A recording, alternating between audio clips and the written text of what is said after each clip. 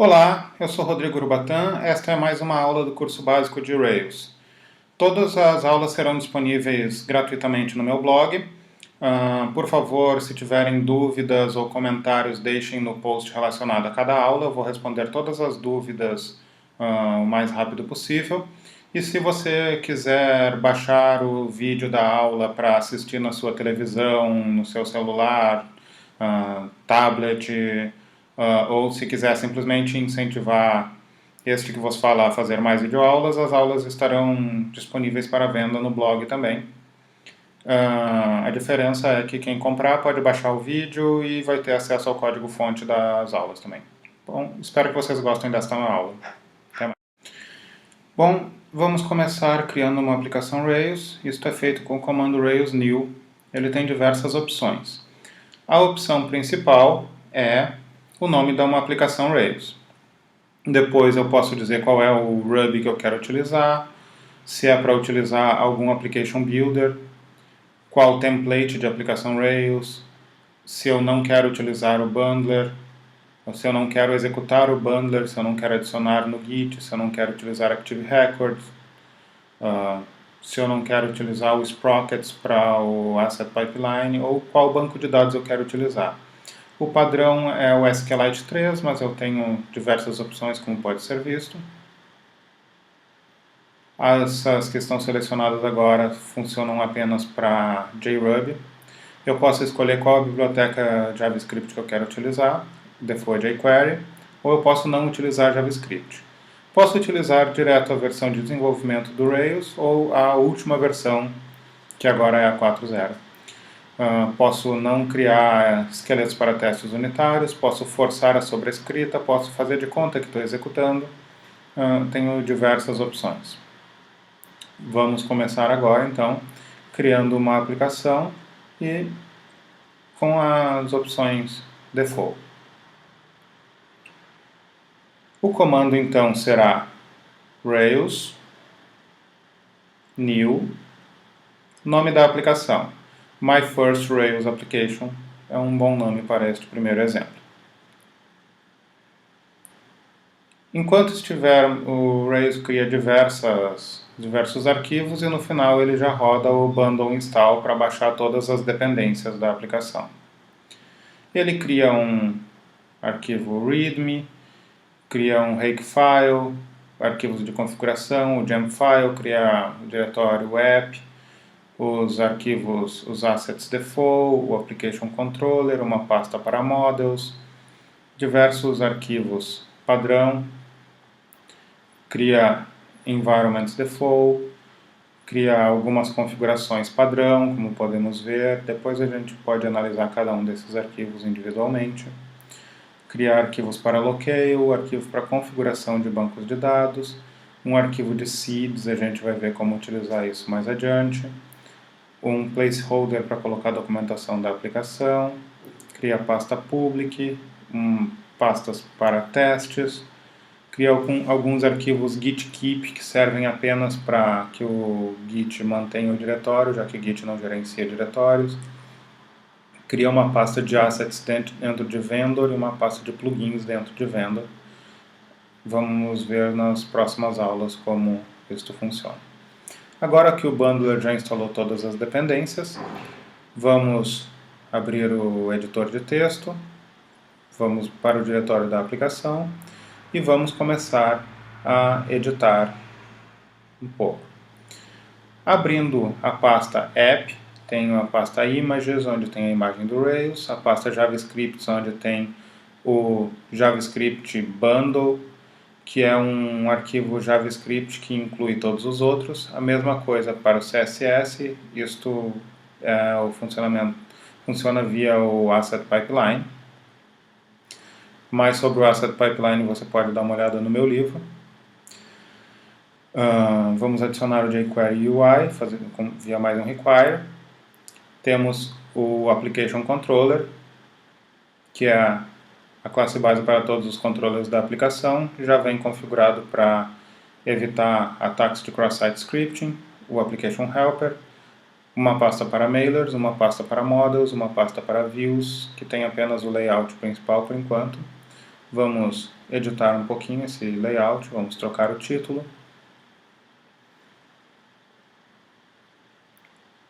Esse CSRF meta tag serve para evitar aquele ataque cross-site scripting. O yield é onde vai o código da view mesmo. Vamos colocar tudo dentro de um div para facilitar a Ajax posterior. Criar uma tag header, onde a gente vai colocar o título da página. Esse título poderia ser uma variável, mas vamos mantê-lo fixo por enquanto. A gente muda isso em outros exemplos. Vamos colocar um rodapé com uma mensagem padrão, dizendo que você pode utilizar esse exemplo como base para outras aplicações, mas este primeiro exemplo básico você provavelmente não vai querer utilizar. Dentro do diretório config, temos o arquivo boot.rb, é o que carrega o framework. O application é o arquivo de configuração básico da aplicação. Ele define quais são os grupos que têm assets. Algumas configurações adicionais podem ser feitas nesse arquivo. Temos o arquivo de configuração de bancos de dados. O environment.arb, que é carregado por diversos utilitários, e o arquivo de rotas com diversos exemplos de como configurar rotas. Voltando ao console, vamos para o diretório da aplicação no console também, e vamos gerar um cadastro básico.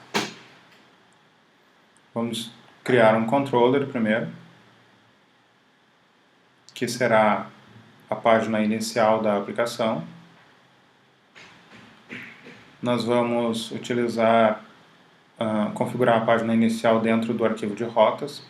O comando Rails generate pode ser abreviado para Rails G, como vocês podem ver. E diversos arquivos foram gerados com este comando. Agora podemos rodar a aplicação. Ela vai subir na porta 3000. Rails S é a abreviação de Rails Server.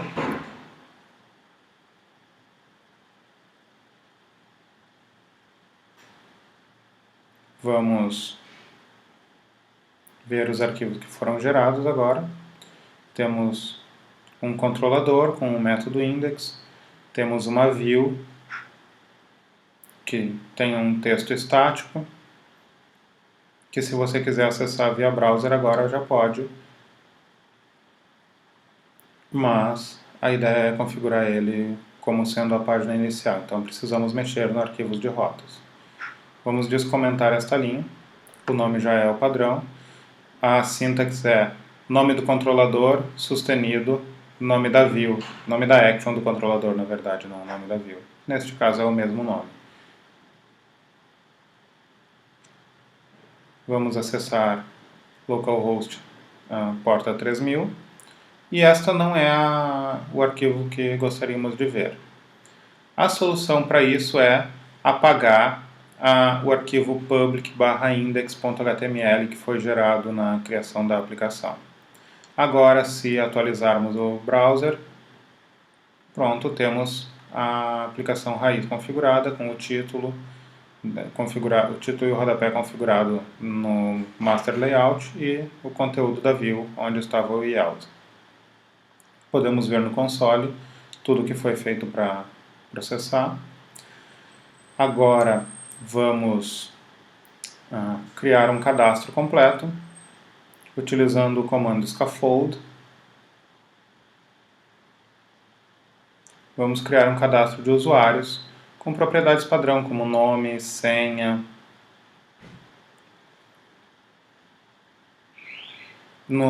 Nas próximas aulas veremos como criar um cadastro completo, uma senha segura. Desta vez vamos gravar a senha em texto puro no banco de dados. Esta é uma péssima ideia, não faça isso em produção, mas a ideia é estudar como criar um cadastro em Rails e não como gravar senhas seguras. Se vocês forem ver, o cadastro já está funcionando. Podemos acessar /users, mas antes disso precisamos criar a tabela users no banco de dados. Para isto, vamos utilizar o comando rake db:/migrate. Se vocês forem rodar no console, usem rake com R minúsculo. Dentro do Vim apenas eu preciso rodar com um R maiúsculo, porque é o comando do Vim, não o comando.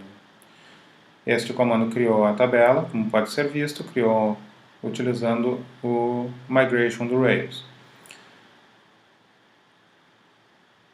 Nesta versão do Rails temos o método change, que já funciona como up e down para migration simples.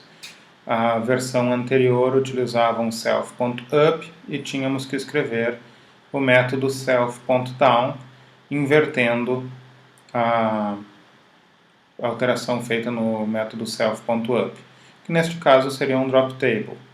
Mas, para alterações simples, é bem melhor utilizar o método change do Rails. O banco de dados de desenvolvimento foi criado e agora nosso cadastro já está funcionando. Lógico que precisamos melhorar o layout, mas já temos um cadastro de usuários com nome e senha. Precisamos, claro, trocar o campo de edição, mas depois a gente vai ver como fazer isso.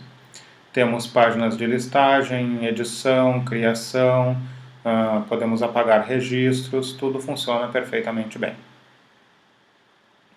Bom, vamos dar uma olhada nos arquivos que foram criados. Foi criado um arquivo JavaScript, CoffeeScript, na verdade. Vocês podem aprender mais sobre CoffeeScript neste link ou no Quick Ref, que foi publicado no blog há pouco tempo. Foi criado um arquivo scaffold CSS e o users CSS também, utilizando a sintaxe do Sass. Esses arquivos serão pré-processados.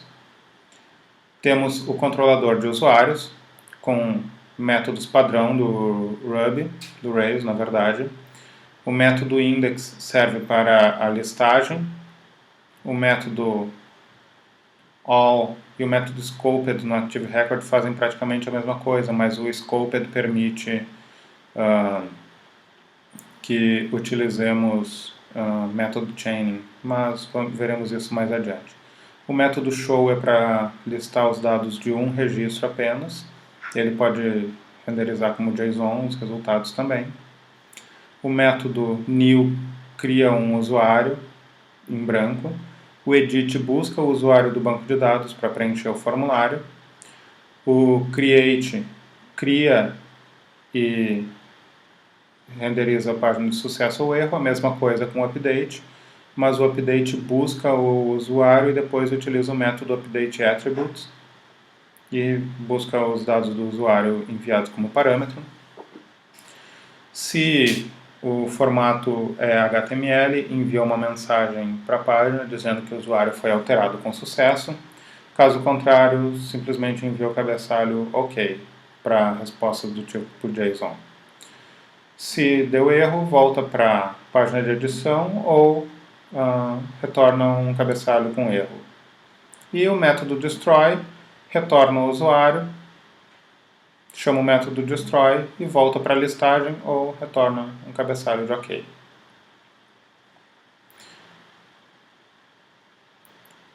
Podemos diminuir bastante o tamanho deste arquivo utilizando os responders, que são um recurso novo no Rails a partir do Rails 3, utilizando aquele método do response_to lá no início da página.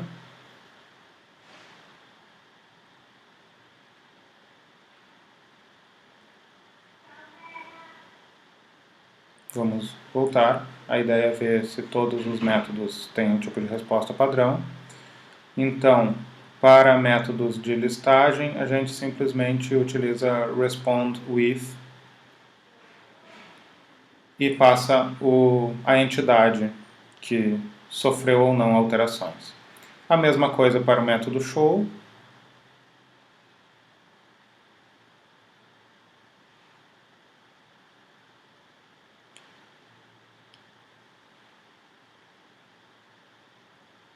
A mesma coisa para o new.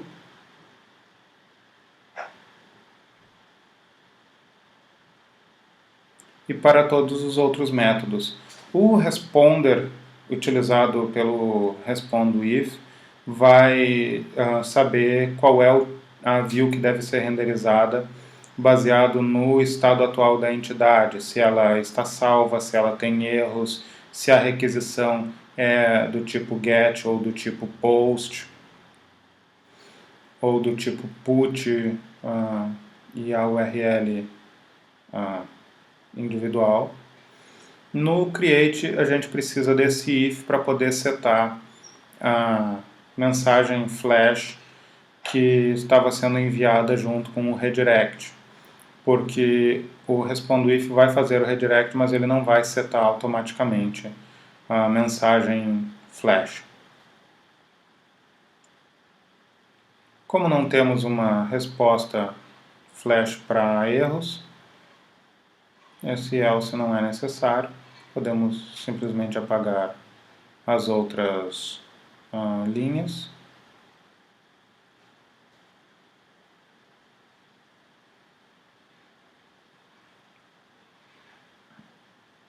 A mesma ideia será utilizada no método update. A gente pode fazer uma sintaxe um pouquinho mais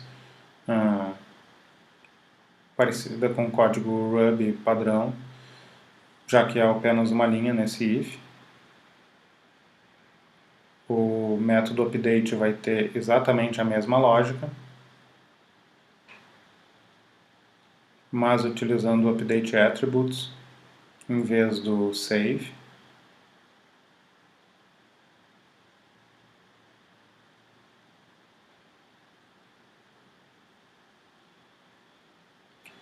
Podemos utilizar também uma resposta com uma linha só, se desejado, ou podemos deixar desta forma que não é tão sintaxe padrão do Rails, mas funciona da mesma forma.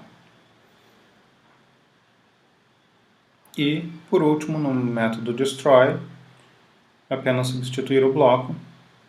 E se vocês perceberem agora, de mais de 80 linhas, passamos para 55. Ou seja, utilizando o recurso padrão do Rails, mesmo o scaffold original pode ser bem reduzido, e alterando apenas a primeira linha podemos adicionar outros tipos de resposta, como o XML, por exemplo.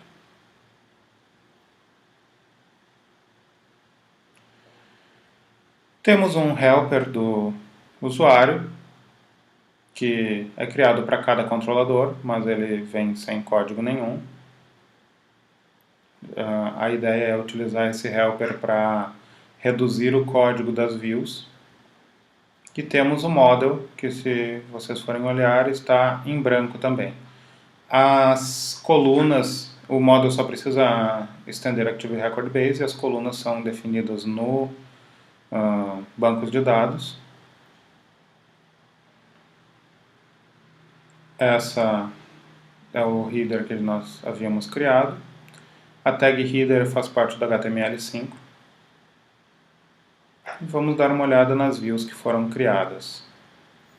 Na view de listagem, temos uma tabela HTML padrão e a sintaxe do ERB, que é utilizada para imprimir os dados na tela, utilizando alguns helpers do Rails, um loop padrão. Essa sintaxe é bem parecida com o PHP, que utiliza menor porcento para definir código e menor porcento igual. O link to tem essa opção confirm e o método que pode ser definido. E podemos utilizar os helpers de rotas que são definidos também. A view de criação e de edição é bem simples. As duas são bem simples. Elas foram totalmente extraídas para um partial, que é o formulário. A de edição tem um link a mais, apenas. E o formulário, renderizado nas duas, utiliza a tag form4 para o usuário, assim ele sabe se é para um método post ou um método put. Tem esse código no início para imprimir os erros, caso existam. A propriedade user.errors.fullMessages tem um array de mensagens de erro. E tem as divs para definir os formulários. Esse pode não ser o melhor código HTML, mas é o padrão que o Rails gera. Podemos trocar alguns campos aqui, no caso utilizar um campo password para a senha, remover o password da tabela de listagem e da view de visualização do formulário no show. O edit user path precisa passar ao usuário. Esses nomes são definidos pelas rotas do Rails, aquele resources define isso. Se você digita Rake Routes no console, ele vai imprimir todas as tabelas de rotas como estão configuradas neste arquivo. Esse é o arquivo onde todas as rotas são definidas. Routes2 define um route path. Como podemos ver, temos users, new user, com a URL correspondente, e os métodos correspondentes também, como podem ser vistos nos comentários logo acima de cada definição de método. O edit user define esse _id que vai passar um parâmetro id para este método. É por isso que estamos lendo o parâmetro id nesta URL mesmo sem nenhum parâmetro ser passado. O user, a mesma coisa, define um parâmetro id, o welcome index e o root que aponta para o mesmo endereço. Podemos rodar o servidor novamente e testar a aplicação.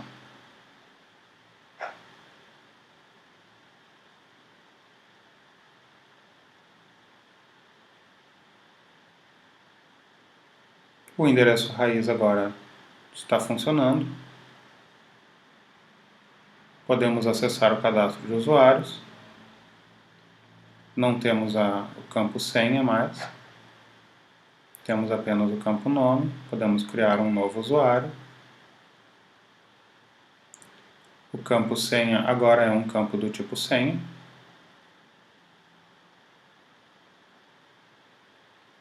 E quaisquer outras alterações que forem feitas no formulário passarão a fazer efeito instantaneamente.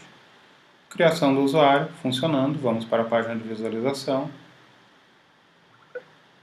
Vemos todos esses requests funcionando. E no log podemos ver também qual método foi criado, quais parâmetros foram passados. Esse Authenticity Token é validado para cada requisição. Parâmetros do tipo senha são filtrados, mas aparecem no SQL quando impresso, então é bom ter cuidado. Isso pode ser um problema de segurança no futuro.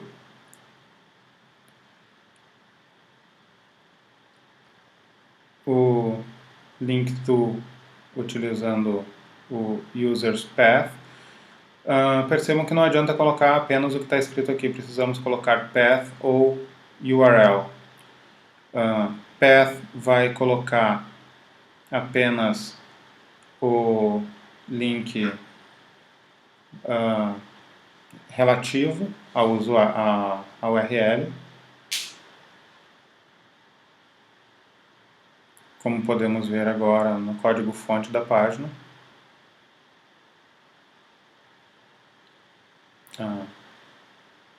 Faltou o atalho para o código-fonte. No código-fonte da página, vamos para o New User. Como podem ver, o link utiliza o endereço relativo. Se alterarmos no código-fonte de path para URL.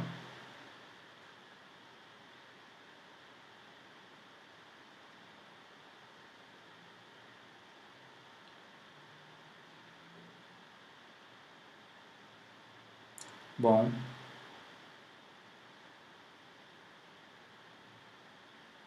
não parece estar funcionando. Acho que estamos na view errada. Voltando.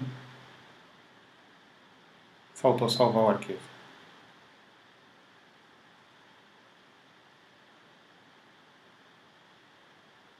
Esse foi o link de back. Neste caso agora, trocando para URL, temos a URL completa. O Rails pode inferir o nome do host baseado no endereço que o browser está acessando, mas isto pode não ser seguro em alguns casos. É possível configurar isso, veremos esse tipo de configuração mais adiante. Enquanto tudo funcionando normalmente com um endereço relativo. Endereços relativos são sempre seguros se você está fazendo a sua própria aplicação. O Authenticity Token é incluído em todos os formulários, graças àquela tag na Application Controller, que é o Protect from Forgery. Requests do tipo GET não validam esta tag, mas todos os requests de alteração, tipo POST, PUT e DELETE, validam. Podemos alterar o caminho por onde coisas serão carregadas, podemos adicionar plugins ou configurar a ordem de carregamento, configurar observers no Rails, neste arquivo também. O Gemfile é o arquivo que lista as dependências, no caso o Rails SQLite 3, temos um grupo para assets. O jQuery Rails é uma gem padrão do Rails agora. O bcrypt Ruby é para segurança e o Unicorn é um ótimo servidor, e Capistrano teremos uma videoaula específica sobre ele. Podemos, esse arquivo Gemfile é bem poderoso, podemos utilizar o Unicorn, por exemplo, para a execução da aplicação em vez do Webrick que estava sendo utilizado até agora, apenas com uma alteração ali. Toda vez que alterarmos, precisamos rodar bundle install, ou apenas bundle, o efeito será o mesmo. Aguardamos um minuto para que o bundle instale tudo. Ele está buscando o index de gems de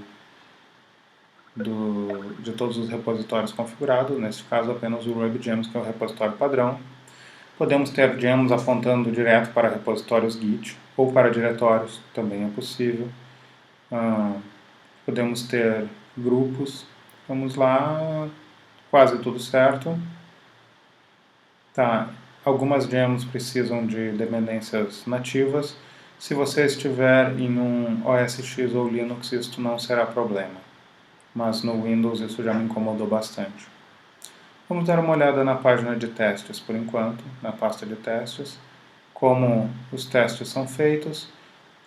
Este users, neste caso, busca todos os usuários definidos na fixtures de usuários. Eu posso definir quando se eu quiser. O nome é aquela primeira chave. Eu posso chamar o método get, ou post, ou put, validar respostas. Posso verificar a diferença na execução de algum método. Depois que eu faço um post, no caso eu estou validando se a contagem de usuários foi alterada. Posso validar a resposta que eu estava esperando. Posso verificar se a requisição foi redirecionada para um caminho específico. Diversas possibilidades. Posso verificar se alguma variável foi definida, uma variável de instância com esse assigns.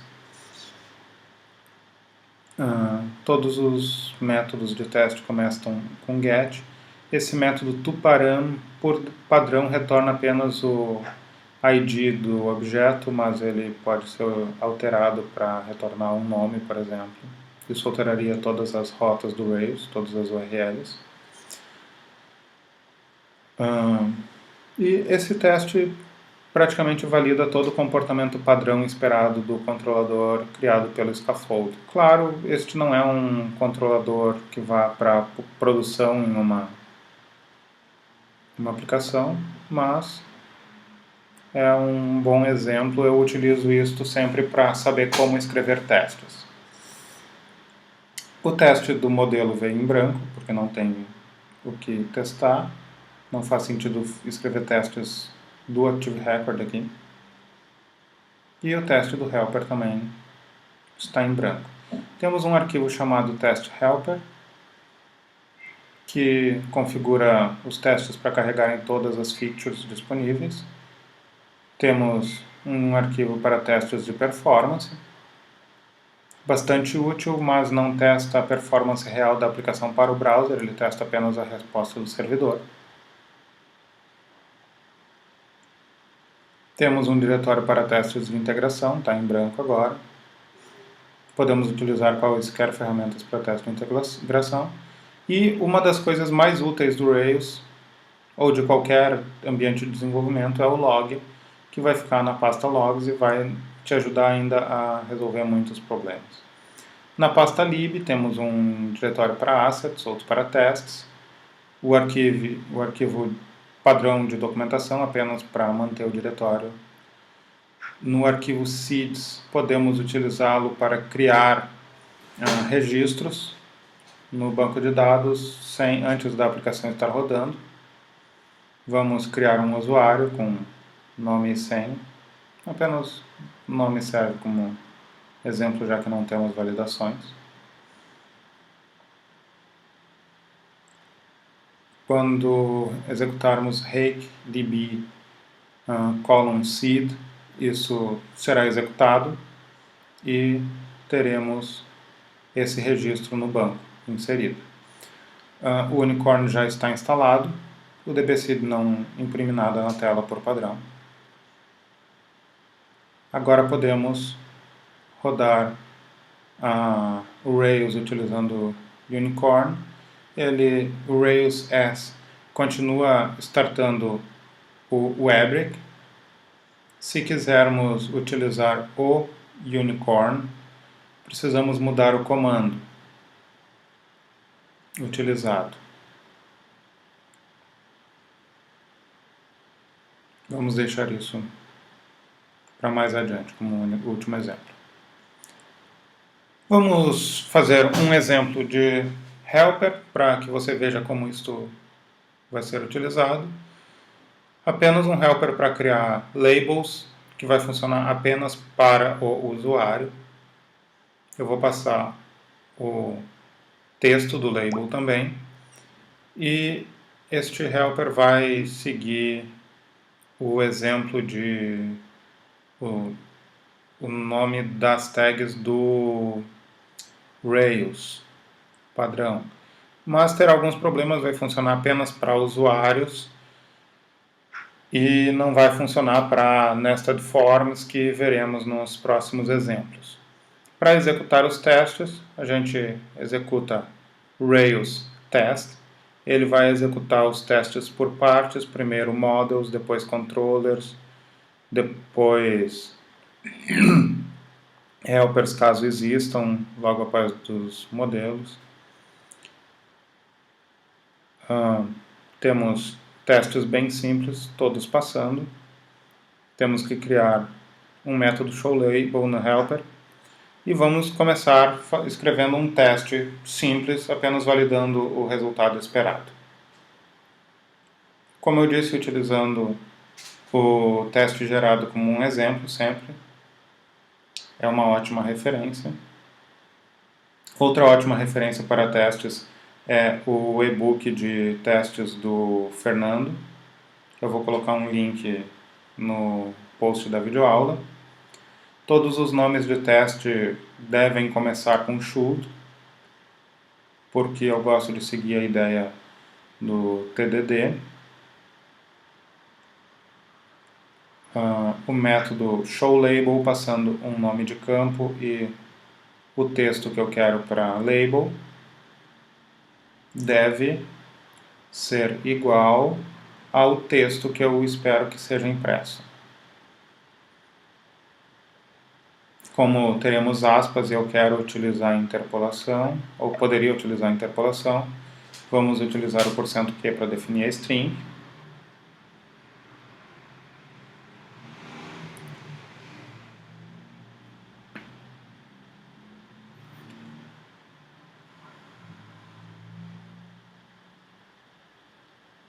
Não precisamos de interpolação no teste, vamos fazer um teste simples, assim vai ficar mais fácil e mais claro de ler. A não ser que estivéssemos tentando fazer um teste genérico. Mas o teste não seria tão válido assim se eu fosse repetir o código que vai estar dentro do helper aqui no teste. Então, eu sei que showLabel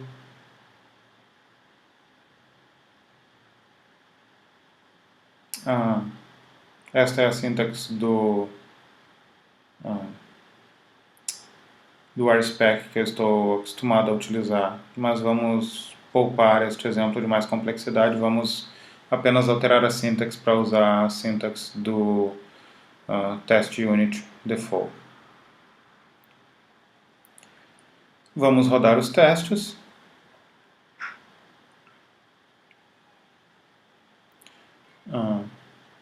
Neste caso, o teste deve falhar. Falhou por uma coisa que eu não esperava. A ideia era falhar pela resposta errada e não porque uma variável subject não existia. Vamos alterar o teste. Por enquanto o teste está errado. Vamos remover subject. Agora o teste deve falhar porque a resposta não vai ser a esperada, o retorno do método.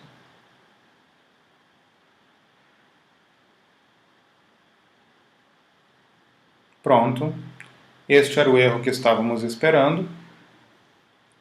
Tivemos uma resposta vazia, enquanto esperávamos o código de uma label.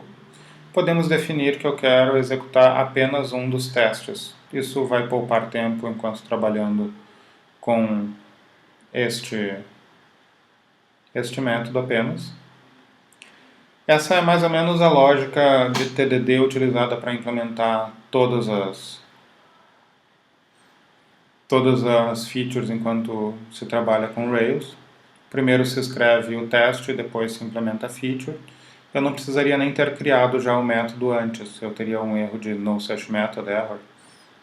Mas, neste caso, eu me passei.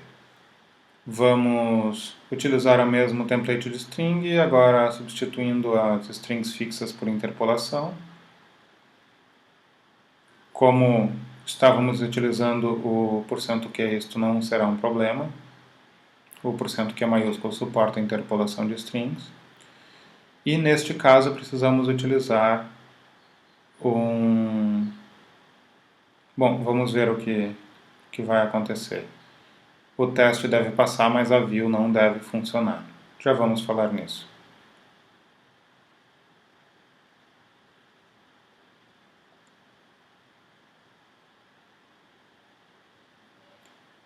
Rodando o teste, novamente, agora o teste deve passar. Tudo certo. Vamos substituir a chamada nas views. Apenas no formulário, na verdade. E a ideia é substituir os f.label por showLabel e passar o texto que queremos ver também.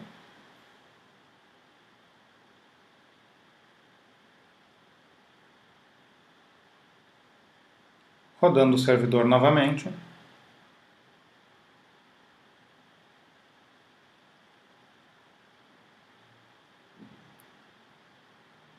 Vamos atualizar o formulário. E temos um problema, temos o HTML impresso na tela. Isto acontece porque o Rails 3 tem suporte a escape de strings por padrão, para evitar ataques também de SQL injection e cross-site scripting. Neste caso,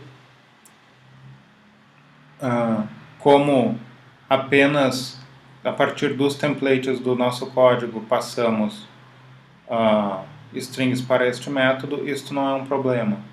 Mas acabamos de desabilitar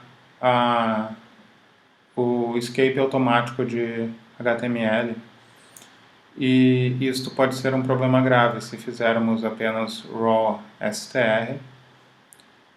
Utilizando o raw, ele vai aceitar qualquer problema, qualquer string. E um usuário mal intencionado poderia, por exemplo, inserir um JavaScript, como estamos fazendo agora no exemplo. Vamos utilizar o raw na página para ver o que acontece na listagem de usuários, ou na visualização de usuário. Se eu colocar raw, isto vai permitir que qualquer string entrada pelo usuário seja executada e ele pode inserir JavaScript, pode ser um usuário malicioso. Mas às vezes eu quero permitir apenas o negrito. Por exemplo, isto pode ser bastante útil. Então, em vez do raw, eu vou utilizar junto com o raw o método sanitize e vou passar quais tags são permitidas para este método. Ele vai fazer a sanitização da string. Acredito que o parâmetro não era tags, era tag.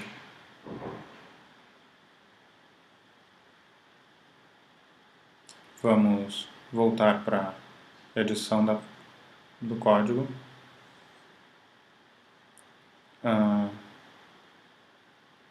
Como o sanitize recebeu o parâmetro errado, ele não permitiu tag nenhuma. Com pequenas alterações, vamos apenas corrigir a sintaxe da tag. Agora ele deve permitir a passagem da tag de negrito. Sempre tenha muito cuidado com quais tags você vai permitir que o usuário utilize, porque algumas tags podem ser mal utilizadas, como a tag de imagem. É bom filtrar também os atributos nesse caso. Alguns usuários podem adicionar tags on-click e coisas do gênero. Bom, como último exemplo, podemos executar agora com o unicorn. Diferente do Webrick, ele não vai rodar na porta 3000, vai rodar na porta 8080. O unicorn vai ter uma performance bem melhor do que o Webrick e o unicorn pode ser utilizado em produção. Então, ele tem diversas vantagens. A principal delas é permitir a utilização do mesmo servidor em desenvolvimento e produção, mas vamos falar sobre colocar aplicações Rails em produção mais adiante. Se quiserem mais informações sobre o Unicorn, a própria página do Unicorn e esse post no GitHub dão ótimos motivos para utilizá-lo em vez do cluster de Mongrels, que é bastante utilizado em produção até hoje. Claro, o post está em inglês, mas é possível utilizar tradutores se você não for muito bom com o inglês ainda. Não, eu não gosto desse ícone, mas fazer o quê? A arquitetura do Unicorn é muito boa. Tem uma explicação bem detalhada, o log fica um pouquinho mais claro e ele tem o conceito de workers, podem ser configurados diversos. Bom, vamos ficando por aqui. Espero que você tenha gostado dessa primeira aula. Grato pela atenção e, novamente, se você gostou da aula, considere comprar a aula para poder fazer download do arquivo e ter acesso ao código-fonte e incentivar a criação de novas videoaulas gratuitas. Muito obrigado pela atenção. Até a próxima.